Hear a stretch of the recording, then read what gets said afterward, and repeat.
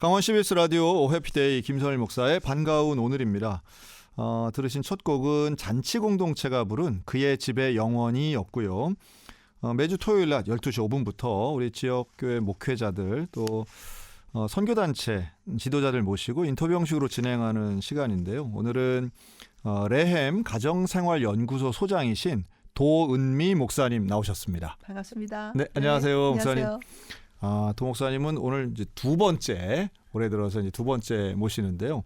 그게 이유가 있습니다. 지난번 방송 때 우리 도은미 목사님의 그 일생 살아오신 얘기를 듣다가 실제로 정말 중요한 이 레헴 가정생활 연구소 사역에 대해서는 말씀을 못 나눠가지고 시간이 부족해가지고요. 그래서 오늘 목사님 다시 모시기로 해서 오늘 다시 시간 내주셔서 오늘 감사합니다. 너무 감사합니다. 먼저 우리 지난번 시간 좀 요약을 해보자면 우리 목사님께서는 어린 시절에 이제 부모님과 함께 이제 브라질 이민, 남미로 이민 가셔가지고 또 브라질에 계시다가 파라과이에 가셔가지고 아마 거기서 신앙생활도 이제 시작하시고 했는데 파라과이는 아니고 브라질에서 네, 남미에 가셔서 신앙생활하시고 참 고생 많이 하셨다 하는 생각이 들 정도로 야, 이게 지금 언제적 얘기인가? 70년도에 가셨던 네네. 이민자들은 다 비슷비슷한 고생했습니다. 그렇죠. 그래서 네. 우리 남미에서의 고생은 또 제가 잘 안 들어봐가지고 네. 미국 가서 고생하셨다는 얘기 참 또 많이 들어봤는데 네. 남미까지 금연대 가셔가지고 고생하시고 이렇게 자수라고 해야 되나요? 뭐 재봉틀 일, 기계자수. 네, 저는 기계자수였습니다. 네, 그런 거 이제 네. 많이 하시고 했는데 그러다가 이제 뭐 공부하시려고 했는데 뭐 결국 미국까지 혼자 가셨다가 다시 막 돌아오고 이런 스토리들은 네. 야, 의지도 대단한데 그러면서 이제 어떤 아버지에 대한 원망, 그 네. 특별한 가정사에 대해서도 이제 지난번에 말씀을 해주셨어요. 그래서 이제 오늘은 목사님이 이제 공부하신, 그래서 실제로 이제 대학 가셔서 이제 공부하신 이야기, 그리고 오늘 레헴 가정생활연구소를 만드신 요 부분을 좀 한번 말씀해 주시면 어떨까 네, 싶습니다. 저희 남편이 먼저 미국으로 올라가서 1년 동안 네네. 선교학석을 공부하고 있었고요. 그다음에 저는 1년 후에 네. 아이들이 이제 데리고 올라갔어요. 저번 네. 인터뷰에서 제가 올라갈 때 3가지 기도 제목 거는 맞아요, 거에 대해서 맞아요. 말씀드렸잖아요. 네네. 그래서 이제 도착해서 1년 후에 학교를 가게 됐어요. 네. 1년 동안 일하다가 지진이 났는데 제가 이제 점심시간에 들어가서 기도했어요. 네. 왜냐하면 점심시간마다 기도하는 이유가 나는 일하러 올라온 게 아닌데 지금 일을 하고 있으니까 너무 답답한 상황이 돼서 그것 때문에 기도를 하고 있는데 진짜 하늘에서 진동이 일어났어요. 제가 일하는 기도하고 있는 자리가 막 진동하더라고요. 그래서 너무 행복해가지고 하나님 응답하시는구나. 나 이제 공부하게 됐구나. 나한테만 진동이 오는 줄 알았고. 근데 신비하네. 뒤에서 이제 교회 예배당 문이 열리더니 네. 도사모 빨리 나와 지진이야. 막 LA 지진 그거죠. LA 지진이었어요. 캘리포니아 지진. 이야, 네, 그때 지진을 처음 경험해 본 거죠. 그래서 그럼에도 불구하고 이 시간에 내가 기도하는데 지진이 일어났다. 그렇게도 느낄 수 있겠네요. 네, 진짜. 이 자체가 저한테는 큰 사인이라고 생각이 됐어요.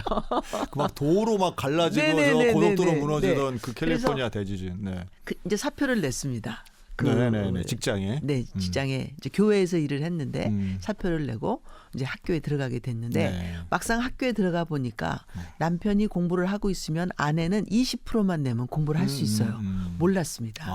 우리 남편도 그 사실을 몰랐고 만약에 알았으면 처음부터 공부를 했을 텐데. 네. 그래서 그때부터 이제 선교학 석사를 공부하게 됐고요. 저희 남편이 선교학 석사를 마치고 박사학위 과정을 들어가는 상황이고.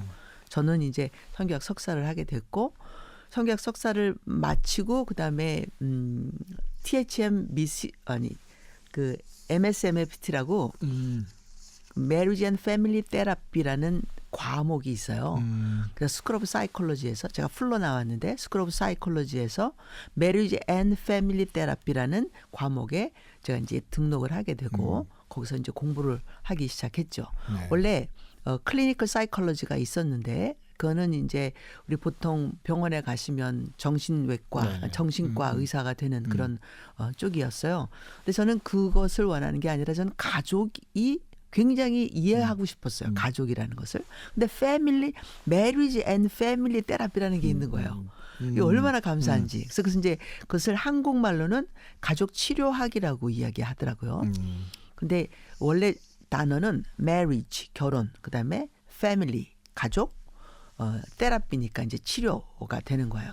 그래서 그 학과를 들어갔는데 이게 그때 당시에 한 30년 정도밖에 안 된 학문이라 아직까지도 발전 무궁한 그런 상황에 있고 아직도 그 티오리가 정착이 되지 않은 그런 상황에 있었어요. 근데 얼마나 재미있는지 가족을 가정이라고 하는 시스템으로 보는 거예요. 그러니까 누가 하나 아파요. 그럼 이 아픈 사람이 병원에 가요. 그럼 정신과에서 이제 진료를 해가지고 네. 병의 이름을 주죠. 막 우울증 뭐 이렇게 이름을 준다고 쳐봐요. 그럼 거기에 대해서 약을 먹고 이제 그렇게 하는 게 이제 클리니컬 사이콜로지에서 하는 그렇죠. 일이에요. 네. 그리고 거기서 이제 약도 주고 뭐 이런 거 하지 않습니까? 근데 메리지 앤 패밀리는 약을 줄 수는 없어요. 우리는 그런 의사의 저희가 아니니까. 그러나 할 수 있는 게 뭐냐면 병든 사람이 왜 저 시스템에서 병자를 만들었을까를 연구하는 거죠. 어느 대학 그 교수 집안에 며느리가 들어왔어요. 근데 한 1년 반 정도 되더니 우울증에 걸린 거예요. 그래서 이제 병원에를 보냈습니다. 심각해 죽겠다고 난리치고 뭐 손도 긋고 그랬어요. 그래서 병원에 보냈어. 어떻게 이런 여자가 우리 집에 들어왔냐. 그런데 그쪽 집안에서는 그 며느리 집안에서는 거기 한 번도 그런 내력이 없는 자살의 내력도 없고 아무것도 없어요. 그냥 평범한 집안이었는데 이 집에 와가지고 이제 우울증에 걸리게 된 거예요. 어머니 아버님 서로 너무 잘나셔가지고 서로 대화하지 않고 사시는 분들이야. 근데 같이 살았다고요? 네, 같이 살았어. 그 같이 사는 그 시스템 속에서 아들이 큰 아들이었는데 뭐 부모님이 부자시니까 뭐 집이 있으니까 들어와서 같이 살게 된 그런 상황이고 며느라이가 자기도 집안에서 할머니 할아버지도 계셨으니까 자기는 그냥 대가족으로 사는 게 당연하다고 생각한 거죠. 그래서 들어와서 사는데 자기네 집에서 살았던 보통 대화했던 그런 대화가 없고 자기 남편은 부모님에게 꽉 잡혀가지고 자기 의견을 못 내고 아닌 것도 기가 되고 긴 것도 아닌 게 되는 그런 시스템에 아버지는 대학 교수신데 이 교수분이 굉장히 학생들에게는 자상하신 분인지 몰라도 집에 들어오시면 파초가 되시는 그런 권위적이다. 권위적이시고 아주 굉장히 힘들게 아내를 힘들게 하시고 때리기도 하시고 욕도 하시고 드라마 같은 얘기네요. 네, 뭐 그런 보통 가정인 거예요. 그러니까 이 며느리가 병원에 입원해서 한 달쯤 좋아졌어요. 약 먹고. 그래서 집에 다시 돌아왔더니 보름 돼서 다시 재발해서 간 거예요. 왜 그럴까? 이 사람이 병드는 것이 문제이겠지만 이 집안 시스템이 사람을 병자를 만들어내는 시스템일 수 있다. 그게 이제 가정은 시스템입니다라고 하는 시스템스 티오리를 가르치는 게 메리지 앤 패밀리 테라피 제가 공부한 그거였어요. 그때 당시에는 선생님들도 이렇게 구체적으로 잘 설명할 줄 몰랐어요. 그래서 그 배우고 나온 다음에 배우고 이제 박사학위 받은 지 한 30년 됩니다, 지금. 네. 그래서 제가 사역을 하면서 계속 그 티오리를 가지고 이제 사역을 하다 보니까 배웠던 것보다도 지금 플로에서 가르치는 것보다도 훨씬 더 좋은 가정은 시스템이라고 하는 그 티오리를 제가 정말 더 잘 만들어낸 것 같아요. 요즘 들어보니까 딱 그거네요. 요즘에 많이 각광받는 오은영 금쪽이 상담소. 문제 있는 아이를 네. 온 가족이 네. 그 뭐 관찰 카메라도 놓고 이제 네. 상담도 받고 이제 네. 이런 가정이라는 어떤 구조를 가지고 그 그쵸. 문제를 발견하고 네. 치료한다 뭐 이런 것 같은데. 아이가 문제가 있지만 네. 아이가 문제가 있도록 하는 그 반대에 사람이 있어야 되는 거예요. 아이가 스스로 말썽을 필 수가 없거든요. 말썽 피는 게 뭔지 잘 모르잖아요. 그렇죠? 근데 부모님이 어찌함에 따라서 부모님이 주는 법에 따라서 이 법에 반대하는 아이 빨리 먹어. 왜냐면 엄마가 빨리 먹는 걸 좋아해. 근데 얘는 성향상 빨리 먹을 수가 없어. 그 자기 지혜비 닮았다는 거죠. 근데 이렇게 모든 것이 시스템으로 움직일 수밖에 없는 건데 이 시스템을 고쳐야 되는 거지 사람을 고쳐서는 어려운 거예요. 그러니까 고친다 한들 그 시스템 안에 있으면 네. 계속 또 이제 문제가 소용이 발생할 없는 거죠. 수 있으니까. 왜냐하면 이 시스템에는 나라 시스템에도 대통령이 있는 것처럼 시스템 안에는 마스터가 있어요. 이 마스터가 어떤 법을 가지고 어떻게 선포하고 있는지 이 선포하는 법에 따라서 아내가 작용도 하고 반작용도 할 수 있잖아요. 선포하는 법에 따라서 엄마의 작용과 반작용에 따라서 아이들은 또 다른 작용과 반작용을 하는 거죠. 그래서 이렇게 온 집안이 마스터가 어찌 하는가에 따라서 거기에 마스터의 법이 온전하고 정직하고 그다음에 일관성이 있고 뭐 반복적이어도 네. 그것이 나한테 도움이 된다면 내가 뭐 때문에 그러겠어요. 근데 굉장히 좋은 법이기는 한데 아버지에게 또는 엄마가 마스터라면 엄마에게 그러나 그것을 받아내서 살아가는 상대방에게 좋지 않으면 그것을 할 수 있는 방법이 없는 거죠. 그래서 이런 공부를 이제 가서 이제 하셨는데 네. 그렇게 가정에 대한 전문 석사 과정에 공부를 하셨는데 그때 어떻게 한국인이 더 있으셨나요? 공부하실 꽤 때? 있었죠. 네네. 네네. 그럼 네. 같이 공부하신 분들도 또 계셨겠네요. 네, 그럼요. 네, 네. 있었습니다. 음. 저가 공부할 때는 저 혼자밖에 없었고 한국 사람이. 네. 네, 그 다음에 오신 분들도 계셨죠. 네. 그러면 이제 그 학위를 마치신 다음에는 그 다음 단계는 뭐 강의를 하셨나요? 어떻게 바로 연구소 만드신 건 아니죠? 아니요. 네네. 그래서 이제 브라질로 돌아가게 됐고 네. 브라질에 돌아가서 이제 남편과 조인해죠. 왜냐하면 남편이 1년 전에 시작해서 네. 저도 1년 후에 끝나게 된 그런 상황이 됐어요. 그래서 돌아가서 1년 동안 섬기다가 네. 저희 남편이 두란노 온누리 교회 부목사로 이제 초청을 받아서 가게 되고 이제 하용조 목사님 계실 때인가요? 네, 계실 때예요. 네네. 그래서 저도 이제 온 가족이 쫓아서 간 거죠. 네. 그래서 두란노에서 일하게 됐어요. 그래서 한국으로 이제 다시 네, 들어오신 나와서 거네요. 두란노에서 일하면서 아버지 학교를 만들게 됐고 1년 반 거기서 사역하고 다시 이제 브라질로 돌아갔어요. 저희 남편이 담임 목사로 돌아가게 돼서 네네. 그래서 담임 목사 21년 하고 나왔어요. 그 21년 동안에는 제가 왔다 갔다 하면서 뭐 전 세계를 돌아다니면서 이제 가정 사역을 했고 그러다가 한 10년 정도 사역을 했는데 제가 루마티스 관절염에 걸려서 한 10년 동안은 사역을 못 하게 됐고 그리고 남편은 21년 잘 목회를 마치고 이제 한국으로 북한 선교사로 한국으로 파송이 됐고 원래는 중국에서 한 3개월을 살았는데 거기서 베이스를 삼고 북한 왔다 갔다 하려고 했는데 중국에서 이제 막혀버린 거예요 거기가. 그래서 이제 쫓겨나게 된 그런 상황이 됐죠. 야 정말 뭐 다양하게 사셨네요. 남미, 북미, 뭐 아시아. 예. 네. 그래서 나와서 네. 이제 코로나 바로 터지기 바로 직전에 레헴 가정생활연구소를 하게 됐고, 그래서 그것을 이제 하다가 이제 코로나가 생겨서 저희들도 이제 분당에서 하다가 지금 광주시 저희들 살고 있는 집에서 줌 강의를 하게 되는 그런 상황이 돼서. 그래서 생기게 됐습니다. 그럼 이제 그 강의하는 그 내용이라든가 일단 이 연구소는 사실 이런 비슷한 성격의 네. 가정사회 연구소들이 좀 소규모지만 제법 많이 있는 걸 맞죠. 제가 아는데요. 네, 맞아요. 근데 목사님이 하시는 이 레헴 가정사역 연구소는 어떤 면에서 좀 차별화가 있을까요? 네, 그러면? 레헴 가정생활연구소는 아까 말씀드린 것처럼 가정은 시스템이라를 가르치는 곳이에요. 네. 그러니까 성경적 가정에 대한 것을 당연하게 설명하죠. 왜냐하면 이게 모든 것이 가정 신학이 깔려 있어야지 되는 거라 저는 바라 신학을 가지고 있어요. 네. 태초에 하나님이 천지를 창조하시다라고 하는 이 창조라는 단어가 바라라고 하는 단어인데 어근이 바르라고 하는 아들에게 있어요. 그러니까 하나님은 처음서부터 하늘과 땅을 아들 만들기 위해서 만드신 거죠. 그래서 바라 프로젝트다라고 하는 신학적 베이스를 가지고 하나님에게 관심은 첫째 날서부터 여섯째 날까지의 관심이 아니라 그것은 아들을 만들기 위한 베이스를 까신 거나 마찬가지죠. 마치 자궁을 하나 만들어내신 거나 마찬가지예요. 거기에 생명을 담아 놓으시는 것. 그래서 그 생명이 아들이 되게 하는 것. 태어난 모든 사람은 다 아들이 되셨으면 좋겠다. 되었으면 좋겠다는 게 하나님의 마음이다. 그래서 가족이라고 하는 것과 가정이라는 것을 이해하지 못하면 성경을 이해할 수가 없어요. 예를 들자면 우리 레헴에서 가르치는 것은 가정 시스템을 가르치는데 당연히 병든 가정 시스템을 가르치기 때문에 죄로 말미암아 병이 들어있는 역기능적인 가정을 설명해요. 이런 역기능 때문에 당신 가정에 지금 이런 사건들이 일어나고 있고 이런 사건이 일어날 때마다 풀 수 없고 저런 사건이 일어나면 별로 큰 문제도 아니고 그래서 그거를 이제 설명해 드리는 그런 상황이 되죠. 그래서 이것을 설명하기 위해서 건강한 가정 시스템이 무엇이냐를 설명해야 되잖아요.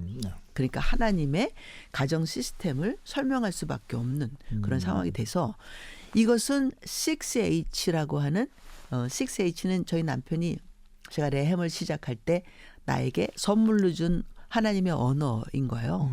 그래서 이제 holy, hidden, happy, 뭐 hope, health 6가지 그 하나 더 있는데 제가 뭐 얘기했죠? 하여튼 뭐 6가지입니다. 네, 뭐 하여튼 네, 있는 것 같아요. 그 6가지 중에 6가지를 가지고 가족이라는 것이 어떻게 건강한 가정 시스템을 만들어낼 수 있는지, 가정 시스템이 건강하면 우리는 그냥 건강할 수 있어요. 병이 들지 않을 수 있어요. 상처를 주지만 우리 다 상처 주고 받고 하는데 상처를 받지만 내가 풀어낼 수 있는 능력도 발휘할 수 있어요. 가정 시스템 자체가 건강하면. 우리 서로 아까 미안했어. 그러면 되는 일이잖아요. 근데 그런 게 쉽지 않은 시스템이 있어요. 거진 다 그렇죠. 한 90%가 그게 쉽지 않아요. 용서하는 거 교회에서는 열심히 배우지만 나는 실제적으로 용서를 잘 못해요. 이런 모든 것들이 시스템으로 작동하는 거예요. 대대로 내려온 것이라서 내가 쉽게 용서하거나 화해하거나 하나 되거나 안 삐지거나 이런 걸 할 수가 없게 되는 거죠.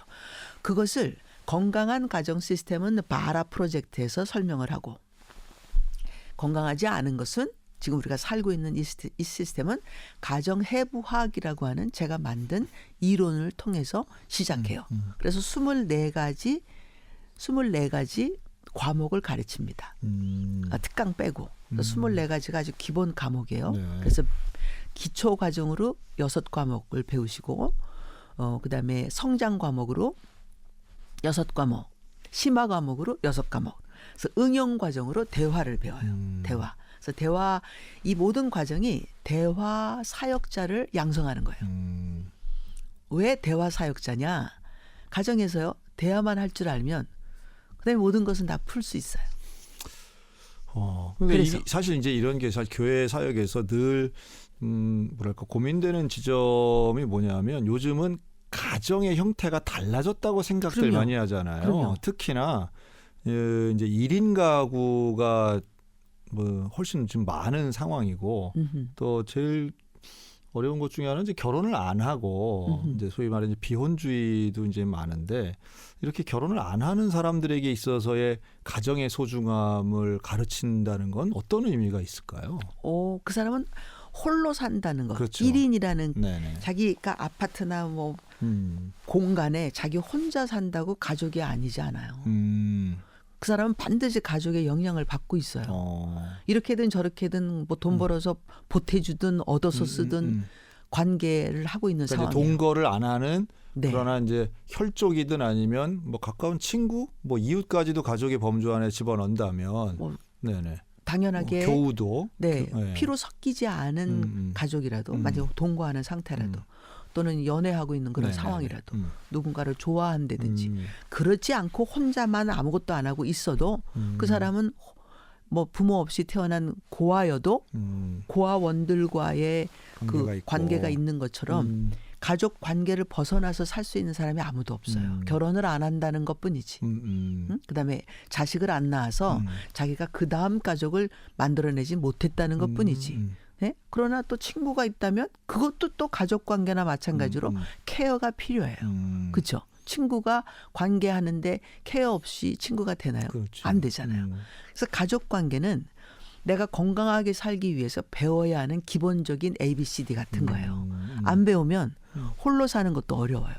맞아요. 그렇더라고요. 혼자 네. 사는 것도 어려워서 제가 참 좀 뭐랄까 신기하게 보면서도 이렇게까지 되나 하는데 이제 반려동물 키우시는 분들 모습 보니까 반려동물이 일찍 죽잖아요. 네. 일찍 죽어서 그것 때문에 슬퍼서 이제 어떤 우울감에 빠지신 분이 실제로 그런 분이 계시더라고요.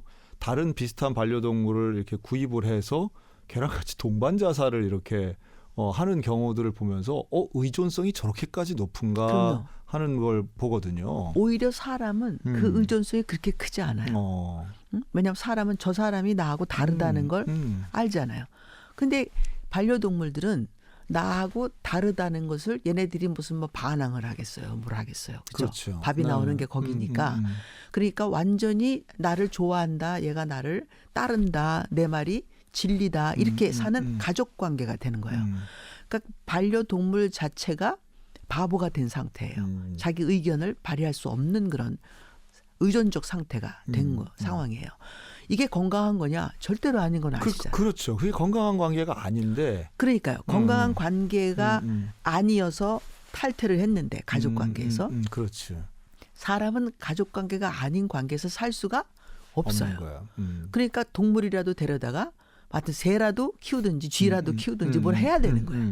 근데 모든 동물들이 내 마음대로 돼요. 케이지 속에다가 집어넣어서 아무데도 못 가게 하고 때 맞춰서 먹이 주고 그 안에서만 살게 하니까 얘는 마치 나를 좋아하는 줄 알죠. 사람도 만약에 가둬놓고 그렇게 살게 한다면 내 말 안 듣겠어요? 듣죠. 그렇죠? 그런데 사람이라는 게 서로 건강하다는 게 뭐예요? 나에게 안 맞아도 그렇죠. 그러면 내가 좀 이렇게 또 유도리를 피워서 너를 어떻게 내 속에 집어넣을 수 있는 공간들을 만들어내느라고 내가 가슴 찢기를 하는 거잖아요. 그렇죠? 뭐 나만 찢습니까? 상대방도 찢어요. 그때 그걸 그 마음 고생하는 걸 싫어한다는 거잖아요. 그렇죠. 네, 그게 싫어서. 근데 싫어하는데 그 개도 병들어 죽는다니까요. 네, 그런 모든 가족 관계 이게 시스템이기 때문에 사람은 시스템 속에서 태어났어요. 처음서부터 에덴 동산이라고 하는 동산 시스템이 있잖아요. 누가 만들어 놓은 하나님이 만들어 놓은 시스템이 있어요. 그 시스템은 하나님이 이렇게 살면 좋다라고 너무 크신 분이라 우리도 마치 반려동물처럼 네?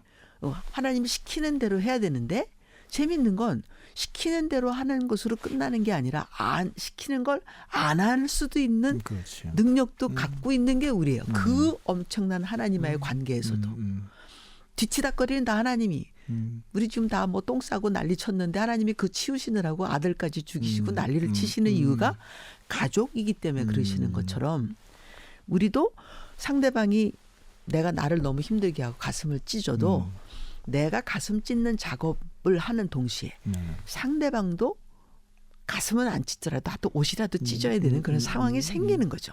그래서 서로 조금씩 이렇게 배워가는 게 가족인 거예요. 그래야 건강한 거죠. 근데 한쪽에서 일방적으로 법을 선포하고 마스터가 일방적으로 그 법을 따라야 하고 그걸 따르지 않으면 죄인이 되고 죄인이 되는데 돌아올 기회가 없어. 회개하고 돌아오고 그런 것이 건강한 상황이어야 되잖아요. 우리가 회개했더니 하나님이 아들이 되는 권세까지 주시고 다시 회복해 주시는 그런 게 있어야 되는데 가정 시스템이 건강하지 못하면 회개하고 돌아왔는데 degraded 강등된 상태로 돌아온단 말이에요. 그러니까 다시 회복될 수 있는 방법이 없는 가정 시스템은 그게 돌아와서 내가 방구석 하나는 차지하고 다시 들어갔는데 이 방구석만 차지한 거죠. 식탁에서도 내 몫이 안 되고 대화를 해도 내 몫이 안 되고 계속 깎이는 인생을 살아야 되는 그런 상황이니까 얘는 다른 시스템을 찾을 수밖에 없잖아요. 그래서 그 가족에서 안 살겠다. 나 혼자 살겠다. 1인 가족 이런 것들이 생기는 거죠. 그런 역기능들이 분명히 또 존재하는데 사람들이 사람에게 부대끼는 게 싫어가지고 이렇게 저렇게 혼자 산다는 거는 어떤 면에서는 가족의 회복의 반대편에 있는 거네요. 가족은 서로 어쨌든 갈등이 있어도 만나야 되고 또 아픔이 있어야 되는 게 맞아요. 너무 당연한 얘기네요. 근데 이제 때로는 이렇게 분리해서 헤어지는 것도 하나의 건강한 방법일 수도 있어요. 예를 들어서 이제 마스터가 자기 스스로가 너무 부족하다는 걸 느껴요. 애들은 벌써 다 성장했어. 하나는 27, 하나는 30, 뭐 이렇게 막 성장을 했어요. 근데 왜 내 제 시간에 안 들어오냐? 왜 엄마가 밥 차려놨는데 왜 때 맞춰서 들어와서 저녁을 안 먹냐? 얘네들은 사회생활을 해야 되는 애들이잖아요. 성인 자녀를 계속 통제하려고 하는. 그렇죠. 나의 수준으로 계속 맞춰가야 되는 거예요. 그러면 얘네들은 다 사회생활에서 병신이 돼야 돼. 외식도 해야 되고 회식도 해야 되고 조합도 해야 되고 수련회도 가야 되고 뭐 많지 않겠어요.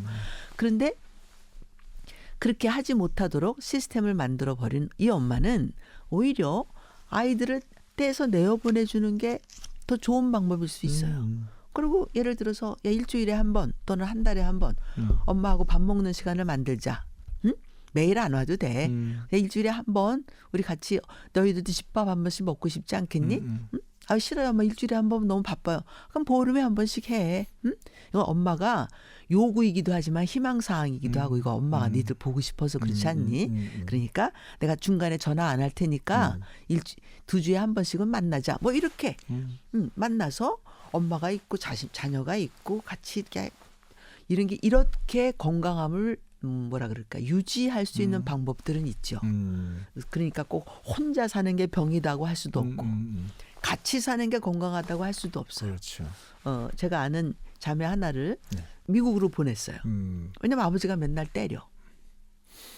브라질에서 있던 상황인데 그러니까 아버지들이 자꾸 때려. 네. 아버지가 재혼하셨는데 네, 네. 그 전 여자도 많이 때렸어요. 그래서 이제 병이 나서 죽을 지경까지 돼서 이제 이혼이 된 그런 상황이고 한국에서 그러셨던 분이 브라질로 와가지고 다른 여자를 만났는데도 또 때리고 또 그런 상황이 있고 자기 딸도 때리고 그래서 이 딸을 제가 너는 미국으로 도망가라. 응? 이 시스템에서 살면 너는 분명히 시집 가기도 전에 너무 병들어서 너의 삶을 살 수 없을 수 있다. 상처가 너무 많으니까요. 어린아이가. 그래서 미국으로 가게 된 그런 케이스가 잘 살고 있어요. 네네. 아버지가 어디서 사는지 몰라. 아예 그냥 나만 알아. 안 가르쳐줘. 도목사님은 아시는데 네네. 친딸은 모르는구나. 네. 그래서 내가 그 아이하고 부모님을 떼어놨으니까 내가 가족이 돼줘야 되는 그런 상황이잖아요. 너가 부모님을 만나서 안 맞을 수 있고 널 방어할 수 있고 널 보호할 수 있고 부모님 힘 없어도 네가 살아갈 수 있을 때 그때 만나러 와라. 응? 뭐 그때까지 안 돌아가실 거니까 10년이 걸려도 좋고 20년이 걸려도 좋고 네 가족 잘 꾸미고 네 남편 만나서 이렇게 잘 살고 있은 어느 날 그 할아버지가 니네 집에 와서 인사해도 너가 이것을 너의 마스터의 법으로 아버지를 통제할 수 있을 때 그때 그 아버지 만나도 된다. 그런 경우들도 있죠. 그러니까 뭐 혼자 사는 게 병이다 이런 뜻은 아니고 1인 가족이 문제가 있다 그런 얘기는 아니에요. 그런데 이제 결혼을 하기 싫은 이유 중에 하나가 우리 집 같을까 봐 난 싫다고 그쵸, 이런 그쵸. 분들도 있잖아요. 그런데 배워야 그러니까 어떤 내가 한국말을 안 쓰고 다른 나라 말을 쓰고 싶으면 어떻게 해요? 다른 나라 사람이랑 뭐 결혼하든 다른 나라 배우든지 배워야죠. 네, 언어를 배우는. 언어를 배워야죠. 내가 한국말을 안 할 수 있는 유일한 방법은 다른 나라 말을 배우는 거예요. 우리 집처럼 안 살려면 배워야 돼. 가정이라는 것이 시스템인데 뭐 어디 회사를 들어가더라도 그 회사 시스템을 배우듯이 그렇지. 나는 이 집에서 자랐기 때문에 이 집이 어떻게 작동하는지 잘 몰라요. 응? 왜 때리는지 또 잘 몰라. 왜 화가 나셨는지 잘 몰라. 엄마하고 아빠하고 싸우는데 왜 싸울지도 잘 몰라. 그러면 그 언어들을 배워야 하는데 내가 계속 살면서 싫다는 말만 갖고 있지 속상하다. 그럼 왜 이런가를 배울 생각을 안 하는 거예요. 이걸 배우셔야 뚫고 나가고 돌파하고 그다음에 새로운 가정 시스템을 만들어 낼 수 있지 않겠어요? 또 이런 것도 있더라고요. 우리 청년들 얘기를 해보니까 본인 집이 너무 좋은 거예요. 네. 엄마 아빠 친밀 하시고 화목한데 자기는 자기 집 같은 가정을 만들 자신이 없다는 거예요 또. 네. 네. 그것도 야 이건 뭐 이래서 안 돼 저래서 안 돼. 왜냐하면 그 사람은 그 시스템의 수혜자? 네, 그렇죠. 근데 자기가 배우지 스스로 않은 생각해도 아니요, 배우지 자기가 않은 거예요. 그렇구나. 배우지 않은 거예요. 그냥 수혜는 받았어. 근데 저분들이 어떻게 저렇게 화목하게 사시는지를 배우지 않은 거예요. 보면서도 네. 같이 그 안에 그걸 있으면서도 배우셔야 되는 거지. 엄마가 막 이렇게 째짱째짱 거릴 때 아버지가 그것을 어떻게 넘어가는지. 네? 아버지가 말도 안 되는 말을 했는데 엄마는 그걸 어떻게 넘어가시는지. 어떻게 서로 풀고 계시는지. 그래서 아까 말씀드렸듯이 대화할 수 있으면 모든 가정 시스템은 건강해질 수 있어요. 근데 대화를 할 줄 모르면 혼자 자기 대화만 해. 돌아서서 궁실거리고 문 닫고 들어가고 속상해하고 대화를 할 줄 몰라. 자기 혼자서 자기 대화하는 줄도 몰라. 그러니까 자기가 계속해서 자기하고 그렇게 대화하고 있으면 자기가 병들죠. 결국은 자기 자신과의 대화를 잘하는 사람은 자아도 건강할 거 아니에요. 그럼요. 네. 그럼요. 근데 그게 이제 타인과의 대화도 잘 해야 인간관계가 건강한 네. 것처럼. 근데 자기하고 대화를 잘해도 언어를 사용해서 상대방에게 전달하는 방법을 모르면 그것도 또한 문제가 거예요. 되겠죠. 그래서 네. 대화를 잘하려면 입을 벌려 소리 내요. 정확한 단어를 사용해서 예의를 갖춰 전달한다. 이게 기본이에요. 근데 그 기본을 안 하는 거예요. 혼자서는 건강해. 아예 뭐 알아서 싸우라고 놔둬. 아, 나는 영향 안 받을 거야. 그치? 은미야 넌 행복해야 돼? 이렇게 했어. 근데 너 행복해야 돼라고 하고 난 다음에 부모님이 싸우고 난리를 치는데도 가서 엄마 응? 아빠 이러니까 엄마 이해하셔야지. 아유 딸도 이해가 되는데 엄마는 왜 이해가 안 될까? 그리고 엄마는 이런 면에서 너무 좋은 사람이잖아.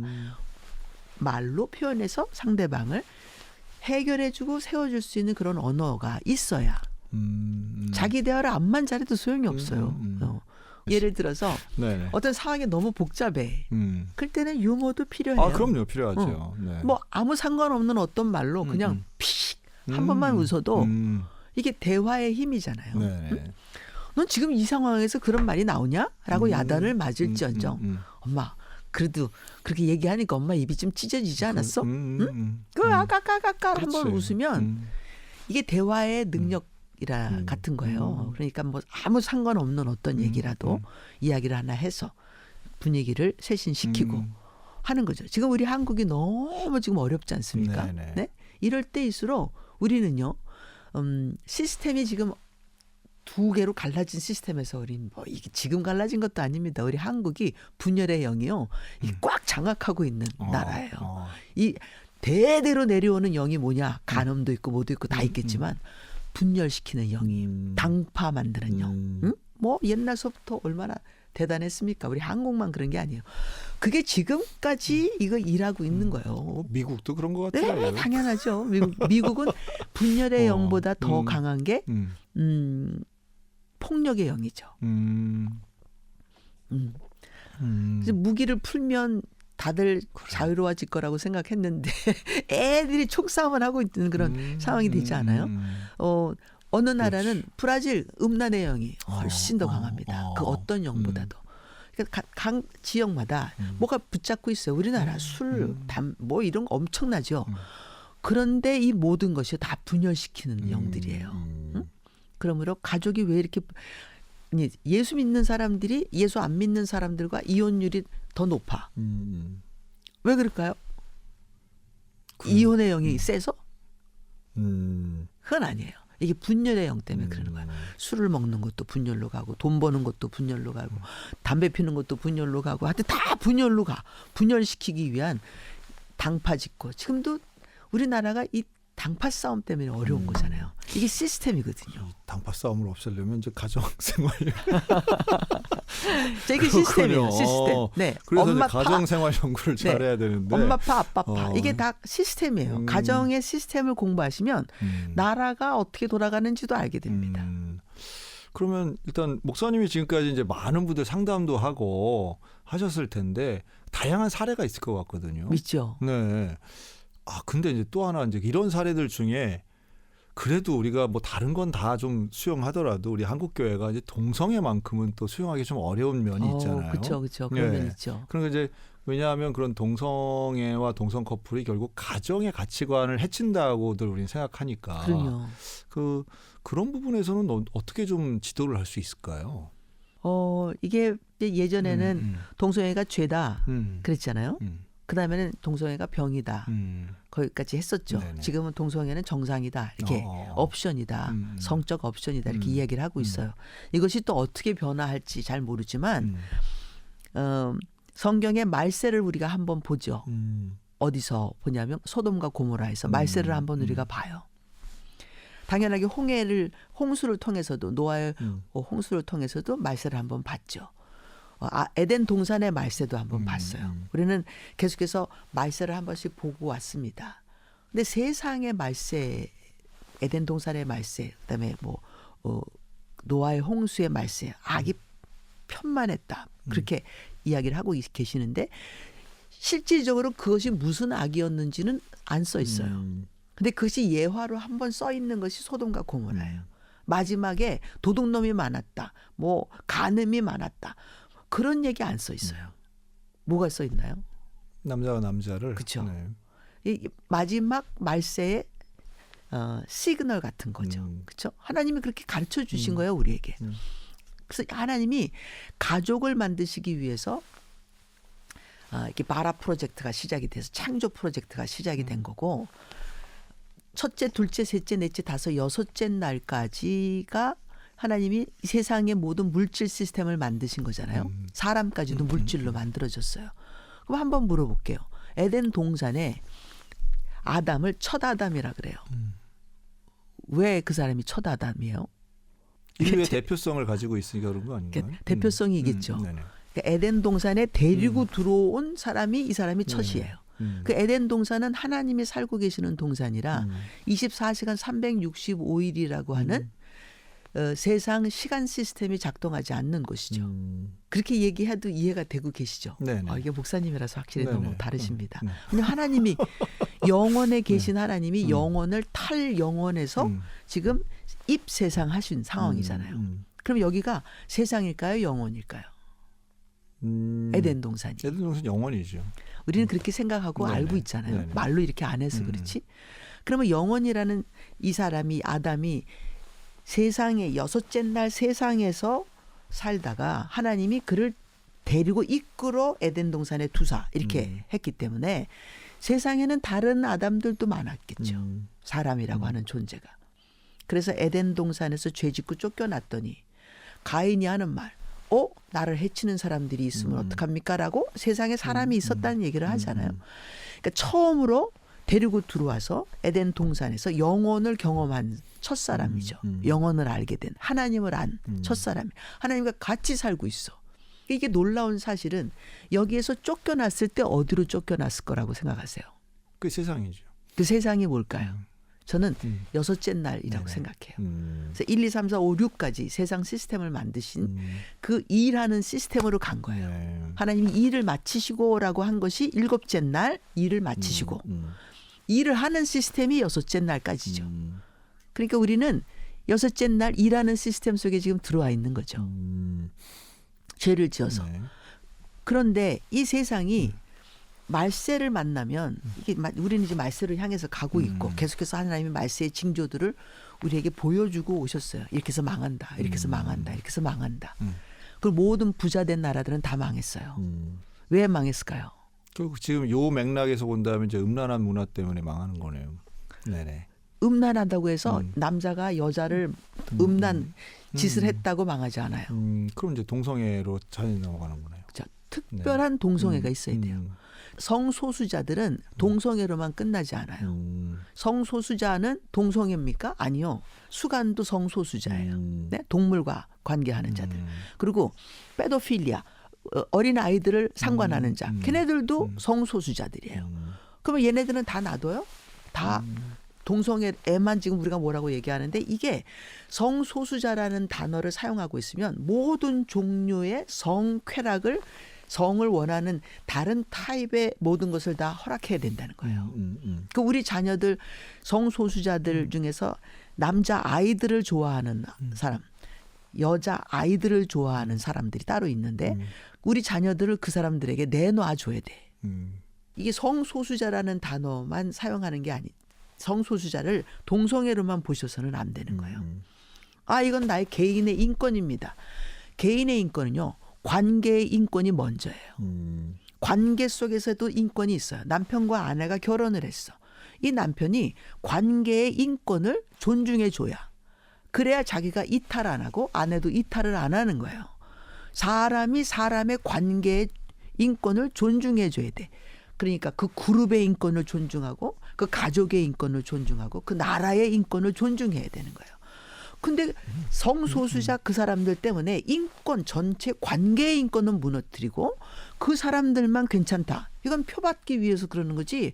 이거는 절대로 도덕적이거나 무슨 뭐 그 사람들을 존중해서 그러는 거 아니에요. 자기 그 국회의원들이 자기 자식이 동성애자더라 그러면 이놈아 이 새끼야 이러면서 난리칠 거예요. 그러니까요. 그게 그쵸? 분명히 명확한 사안인데도 네. 그 지금 미국이나 뭐 유럽이나 이렇게 판단되는 것들은 마치 그 소수의 인권이 더 중요한 것처럼 이렇게 아닙니다. 관계의 인권이 더 중요한 거야. 관계의 인권 가운데서 태어난 아이잖아요. 그 아이가 부부의 관계의 인권이 깨지고 난 다음에 태어난 아이는 자기 개인의 인권이 너무 중요해지죠. 왜요? 왜 가인이 부모보다 더 악한 애가 됐을까요? 왜냐하면 부부의 관계의 인권이 깨졌어요. 하나님이 지어가지고 나한테 보내준 그 여자 때문에 내가 지금 이렇게 될 수밖에 없지 않습니까? 라고 관계의 인권이 깨졌어요.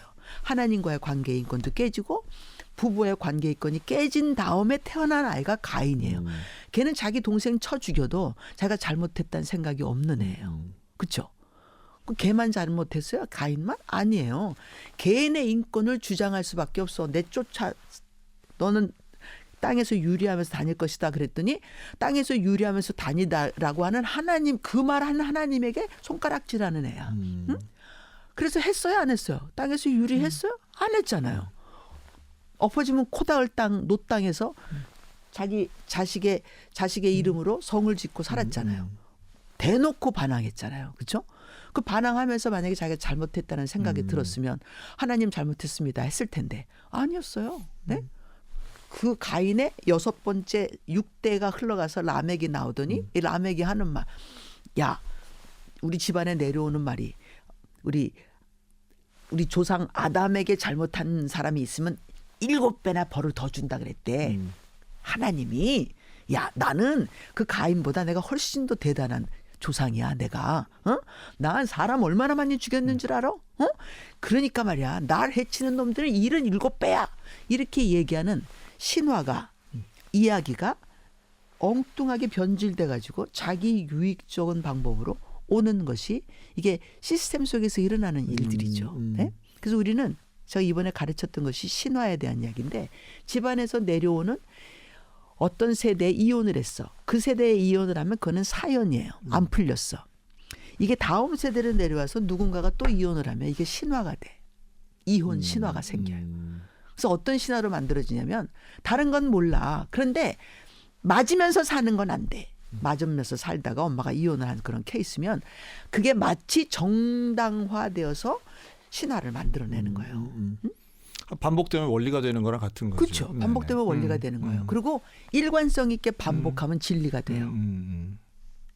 이 모든 것이 이제 제가 여러 가지 시스템을 가르치고 있는데, 변질된 죄책감 시스템이라고 하는 시스템에서 설명하는 거예요. 일관성 있는 지속적이고 반복적인 거짓말은 진리가 된다. 그러니까요. 그 경험이 원리를 앞서 버리는 일인데, 그럼요. 그거를 다시 이제 어떤 진리 쪽으로, 원리 쪽으로 돌이켜 주시는 역할을 지금 하고 있다는 생각이 드네요. 네. 그래서 그 시스템, 건강한 시스템과 건강시 않은 시스템이 어떻게 움직이는지 이런 거를 이제 설명해 드려요. 근데 놀라운 건 내가 상담을 안 받아도 내가 지금 하고 있는 이 말 때문에 애들이 저렇게 되는구나를 한마디만 깨달아도 시스템이 지금 이렇게 삐걱거리기 시작해요. 왜냐면 엄마가 너무 맞다고 야단을 쳤던 일인데 그게 안 맞을 수 있거든요. 그렇죠.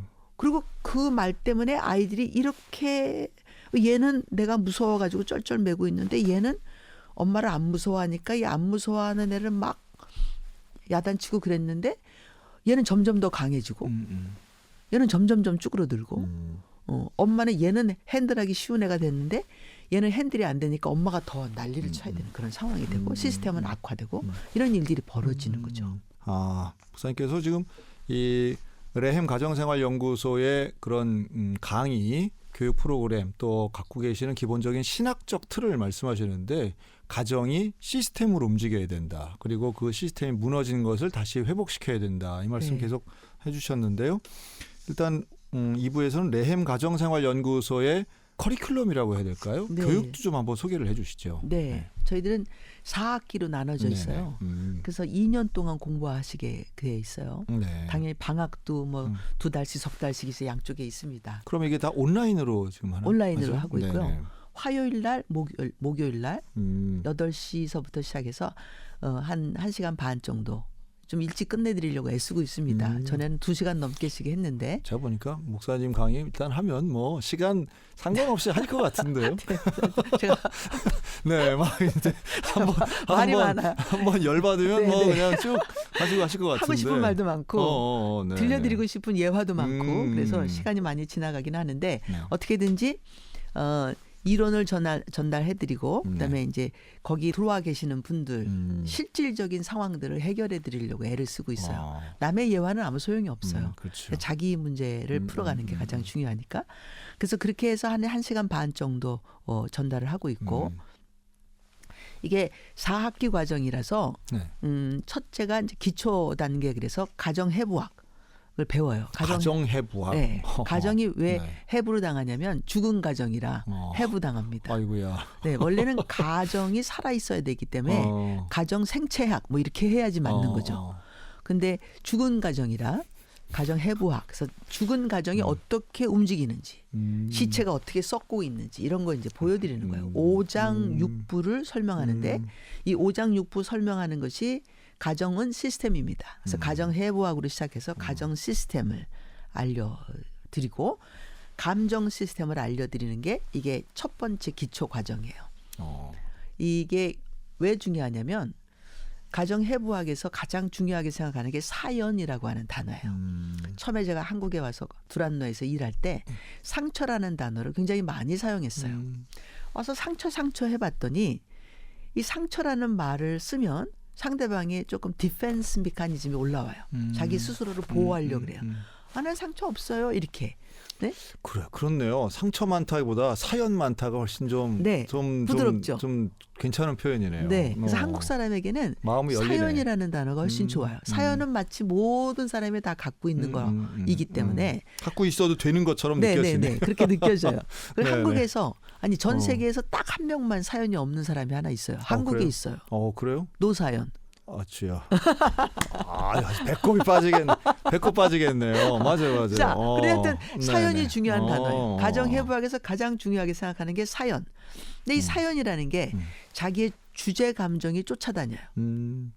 예를 들자면 저는 사연이 둘째 딸로 태어난 게 사연이에요. 아버지가 아들을 원했는데 이 아들로 태어나지 못한 게 사연이에요. 이게 주제 감정이 억울함이죠. 나는 다른 건 다 머리가 잘 돌아가는데 억울한 일을 당하면 머리가 서요. 그럴 수 있죠. 네. 네, 그리고 어떻게 해야 될지 모르겠어. 이걸 이제 거기에 이제 집중하게 되고 거기에 빠지게 되고 거기에 정착하게 되고 거기서 구멍 파고 거기서 이제 내려앉아서 이제 온 세상이 다 꺼졌어요. 이게 사연에 쫓아다니고 있는 주제 감정이에요. 자기의 주제 감정을 찾아내는 것도 굉장히 중요한 것 중에 하나이죠. 그래서 시스템이 어떻게 작동하는가 봤더니 주제 감정으로 시스템을 움직여요. 그래서 가정 해부학을 공부하고 가정 시스템을 공부한 다음에 감정 시스템을 소개해요. 감정도 시스템이거든요. 일관성 있게 반복적으로 계속 지속하고 있어요. 어떤 한 감정을. 어떤 사람은 우울증에 걸리면요. 우울증에 걸렸어.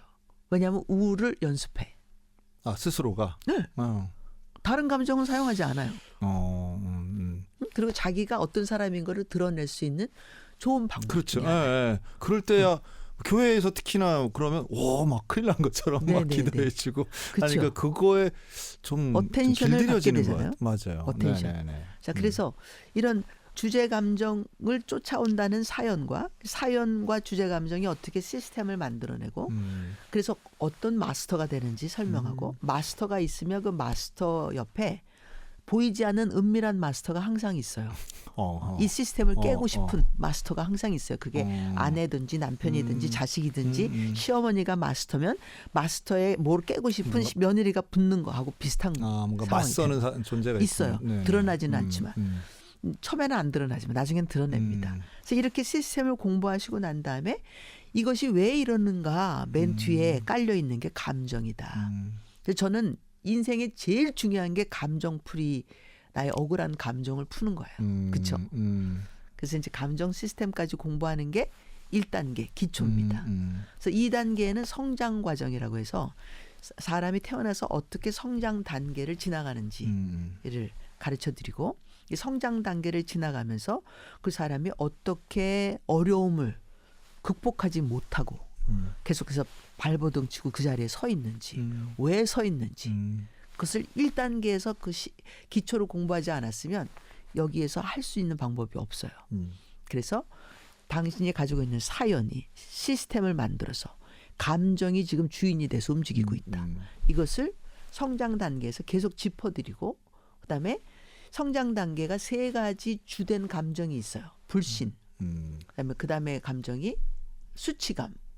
그다음에가 죄책감. 이 3가지가 기본 감정이에요. 이 기본 감정을 시스템으로 또 풀어드려요. 그래서 불신 시스템, 수치 시스템, 죄책감 시스템. 이것을 풀어가는 게 성장 학교예요. 그다음에 3번째가 심화 과정인데 이 심화 과정은 그러므로 이렇게 다 배웠으니까 어떻게 하면 시스템을 바꿀 수 있는가를 배워요.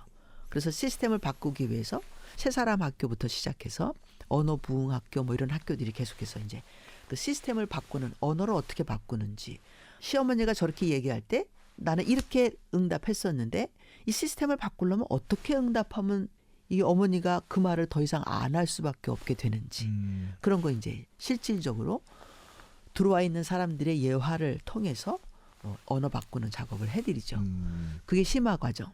그다음에 응용 과정이 대화 학교예요. 대화 학교가 6번 공부예요. 그 6번 공부하는 다 끝나서 이게 24의 과정이 끝나면 대화 사역자라고 하는 타이틀을 드리고 자격증을 드리죠. 이야, 대화가 그냥 쉽게 되는 게 아니네요. 절대로 훈련에서. 아닙니다. 네. 그냥 말하는 게 아니고 상대를 읽으면서 내가 대화할 수 있어야 그래야 병원에 안 가요. 그래서 저는 이제 상담을 제가 이제 하기도 하지만 상담을 하면서 제일 아까운 게 네. 스토리텔링하고 돈 주고 가는 거예요. 그래서 이제 제가 상담을 해드리려면 조건을 걸어요. 가정해부학 듣고 와라. 그다음에 당신의 스토리를 써서 카톡으로 보내라. 왜냐하면 당신이 이것만 해도 한 10세션을 돈 안 내고 하는 거하고 똑같다. 근데 그 다음에 나한테 써서 보내면 쓰는 동안에 자기가 좀 생각하면서 그렇죠. 정리도 하면서 쓰잖아요. 이게 문제입니다라고 써서 보내는 그 과정에 자기가 아무리 정리를 해도 자기 문제를 거기다 써요. 남편의 문제인데 자기 문제도 거기다 써 있어요. 그러니까 제가 이제 상담을 해줄 때 문제 해결 상담을 해드릴 수 있습니다. 그래서 한두 번만 만나면 해결 상담을 해드려요. 근데 그걸 위해서 자기가 많이 공부하고 와야 돼. 그렇게 상담을 해드리고 있어요. 그러면 사실 이 강의를 듣는 분들이 꼭 뭐 한 지역에만 있지 않겠네요. 전혀요. 전 세계에서 많이 동시에 같이 들으시겠네요. 브라질에서도 듣고 있어요. 네. 네. 웬만큼 시간대가 맞는 사람들은 들어와서 공부해요. 그렇지 않은 사람들은 유튜브를 통해서 강의한 것이 올려져 있어요. 그래서 그 강의를 이제 돈 내고 사서 들으실 수 있는 그런 상황이 되는 거죠. 또 목사님의 강의뿐 아니라 그 수강생들끼리의 네. 본인들의 이제 어느 단계에 가서는 자기 이야기도 하고 네. 이렇게 이제 뭐 대화 학교 단계 정도 가면 서로의 스토리나 이런 변화되는 과정 보고선 치유가 되겠네요. 스스로 됩니다. 네네. 공부마다 방을 하나씩 열잖아요. 네. 그러면 제가 항상 얘기해요. 문제가 있는 거 화면으로 말 못하면 여기서 써서 내라. 그러면 나만 말하는 게 아니라 제가 답을 주기 전에 같이 공부하고 있는 사람들이 다 인설트를 하나씩 해요. 내 생각에는 이게 이쪽이 문제인 것 같다. 내 생각에는 이렇게 하면 좋아질 것 같다. 뭐 이렇게 한마디씩 써서 집어넣어요. 그래서 만약에 답을 잘 쓴 사람이 있으면 제가 그 답에다 답장을 줘요. 굉장히 답을 잘하셨습니다. 여기에다가 초점을 둔 것이 굉장히 중요한 포인트고 왜 그러냐면 하고 설명을 붙여요. 그래서 공부 시간 외에도 공부를 꽤 많이 합니다. 네. 네. 그러면 이거 어떻게 해야 참여할 수 있어요? 지금은 홈페이지를 만들고 있는 상황이에요. 네. 블로그도 만들고 카페도 만들고 유튜브 활동도 하고 그렇게 이제 시작을 했습니다. 네. 그래서 유튜브에는 패밀리가 온다. 한번 쳐보시면 네네. 패밀리가 온다 이렇게 써있죠. 패밀리가 온다를 쓰면 거기에 제가 아까 얘기했던 가정해부학을 하나님한테 선물로 드렸어요. 당연히 하나님이 저한테 주신 건데 하나님 이거는 모든 사람이 듣고 도움이 되길 바랍니다라는 마음으로 제가 유튜브에 16개 커팅으로 해서 올려놨습니다. 일종의 이제 오픈 강의. 네, 오픈 강의예요. 그거 가서 들으시면 되고 성장학교라는 것이 1, 2, 3이 있는데 1번과 2번이 올라가 있어요. 그래서 그것도 이제 기본적으로 들어보시면 너무 좋겠고 톡톡 패밀리라고 이것은 이제 상담 케이스를 풀어드리는 거예요. 그래서 상담 케이스 풀어드리는 톡톡 패밀리가 거기서 또 이제 방영되고 있으니까 그것은 좀 참조하시면서 들으시면 너무 좋겠고 제가 하고 있는 것은 제가 이제 강의를 하잖아요. 줌 강의. 네. 화요일 날 목요일 날 8시부터 10시 줌 강의를 하면 그 줌 강의 한 것을 유튜브에다 올려놔요. 그래서 일주일 동안 들으실 수 있어요. 우리 팀들은 들을 수 있어요. 혹시 다른 분이 듣고 싶으시면 요청을 하시면 들으실 수 있도록 해드리는데 이제 돈을 내고 받으셔야 되는 그런 상황이 되고 김시아 간사님이 계세요. 이 간사님한테 연락을 하시면 우리 공부하는데 들어오셔서 같이 공부하실 수 있도록 이렇게 해드릴 수 있어요. 제가 하나만 더 얘기해 볼게요. 레헴 가정생활연구소는 북한 선교를 위해서 사명을 가지고 있어요. 그래서 10만 선교라고 10만 명을 하는 게 아니라 한 달에 10만 원씩 북한 선교를 하시는 분들을 서포트 해드리고 있습니다. 그래서 여러분들이 내시는 강의료가 많은 분들에게 선교로 후원금이 되고 있고 또 한 가지 지금 이번에 하나님이 주신 언어로 저희가 준비하고 있는 것은 모든 교회가 가정 양육 프로그램을 가지셨으면 좋겠어요. 지금 가르치고 있는 게 24가지 과목인데 가르치는 양육자 그것이 목사님이 되시든지 사모님이 되시든지 또는 전도사님이시든지 또는 평신도 여기에 관심 있는 사역 헌신하신 그런 분이시든지 이걸 배우셔서 배우는 분은 24과목을 다 배우시고 특강도 다 들으셔야 24과목을 다 배우셔야 그 수료증을 드리고 대화 사역자라고 하는 증도 드려요.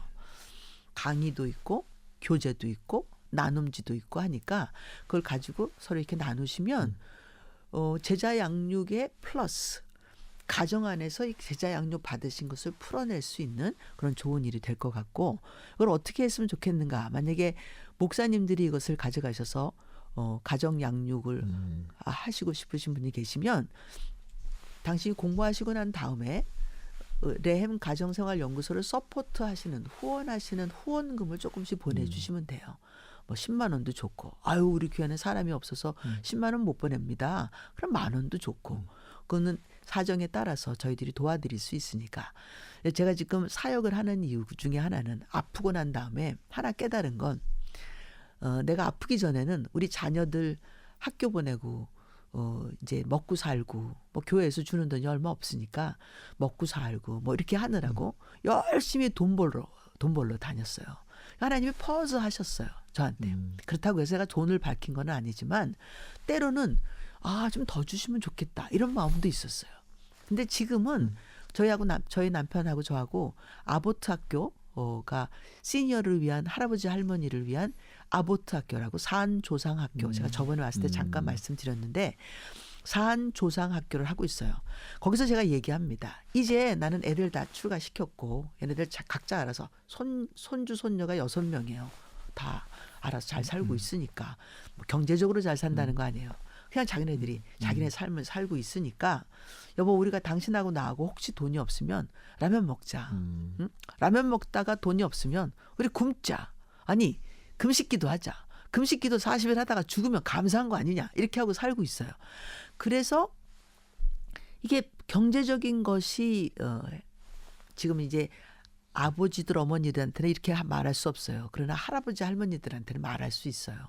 당신이 지금은 더 인생에서 욕심을 내고 있으면 주를 위해서 살 수 없다. 주를 위해서 살아보자.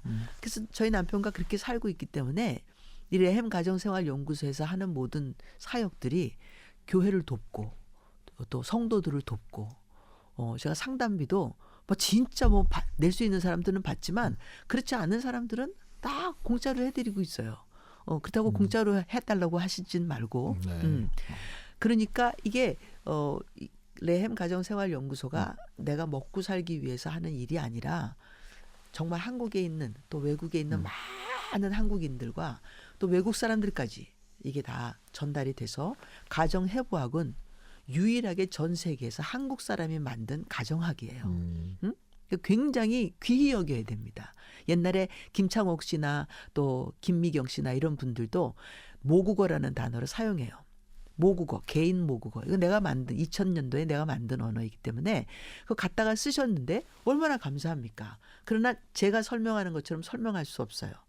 왜냐하면 갖다 쓰시기는 했지 그 나머지 내용들은 잘 모르니까.